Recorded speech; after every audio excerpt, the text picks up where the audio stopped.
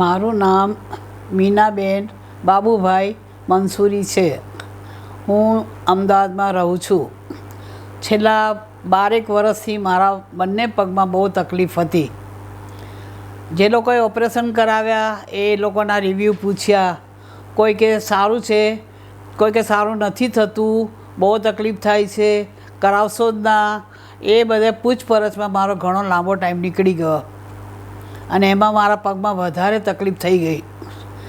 જ્યારે મને મારી એક ફ્રેન્ડ છે પુષ્પાબેન કરીને, એમણે કહ્યું કે કાર્તિક સાહેબ બહુ સારા ઓપરેશન કરે છે, મારા મિસ્ટરનું કર્યું છે, મારી દેરાણીનું કર્યું છે, તમે ત્યાં ચાલો.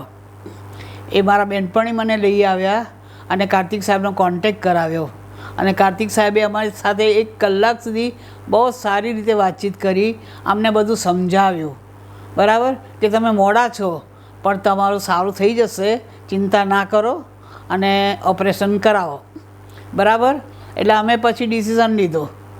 એમાં મારા ઘરમાં મારા ભાભીએ કરાવડાયું, વારાફરતી 2 પગનું કરાવ્યું ને એમનું રિઝલ્ટ બહુ સારું આવ્યું. એટલે મને હિંમત આવી. મેં કહ્યું ના, કરાવવું જોઈએ. બહુ વર્ષ ખેંચી કાઢ્યા. એટલે પછી નક્કી કર્યું કે આપણે જઈએ.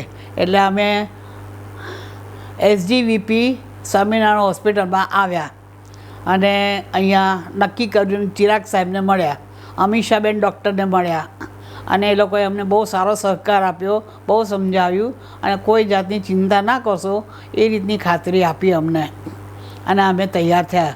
20મી નવેમ્બરે મારું પહેલું ઓપરેશન ડાબા પગનું કરવામાં આવ્યું.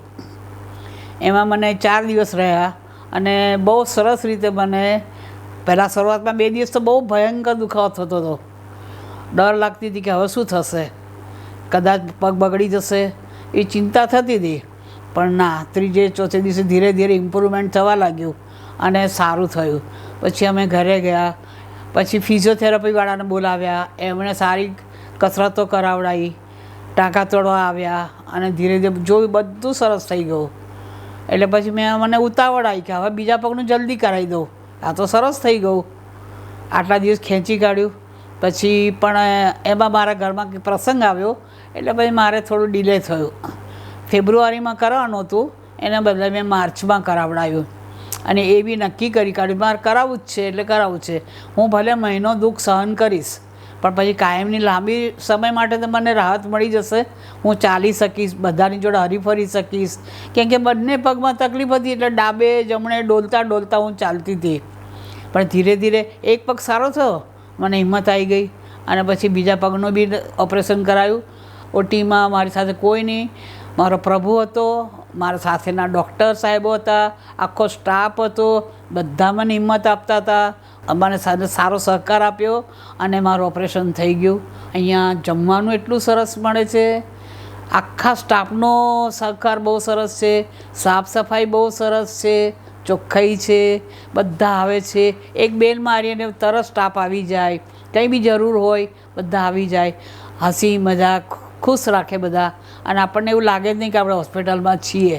બહુ આનંદ આવ્યો અને મારો થોડો સ્વભાવ બી છે હસવા બોલવાનો, બધાની જોડે હસવું બોલવું, એટલે દુઃખ થોડું ભૂલાઈ ગયું અને ધીરે ધીરે હવે સારું છે. આ મારો અનુભવ છે અને હું તો એ કહું છું કે લોકોએ બીજાની વાતો સાંભળીને ડિલે નહીં કરવું જોઈએ. મેં કર્યું પણ આવો, આ હોસ્પિટલ બહુ સારું છે. અહીંયા કોઈ જ્ઞાતિ જાતિના ભેદભાવ નથી, બધું સરસ છે. અમે મંસૂરી છીએ, મુસ્લિમ છીએ, પણ એ કશું એવું લાગે નહીં કે કોઈ ભેદભાવ હોય. બહુ સારું છે અને ખરેખર જેમને તકલીફ છે એ લોકોએ આવવું જોઈએ અને અહીંયા ઓપરેશન કરાવવું જોઈએ અને ફરીથી એમને પગ સારા થઈ જાય, ચાલતા થઈ જાય અને આ તકલીફમાંથી એ લોકો છુટકારો મેળવે અને સારું થાય. મારી તો એવી શુભેચ્છા છે અને જેને બી આવવું હોય ખુશીથી અહીંયા આવે અને પોતાના પગ સારા કરાવે. SGVP holistic hospital, allopathy, Ayurveda एवं योग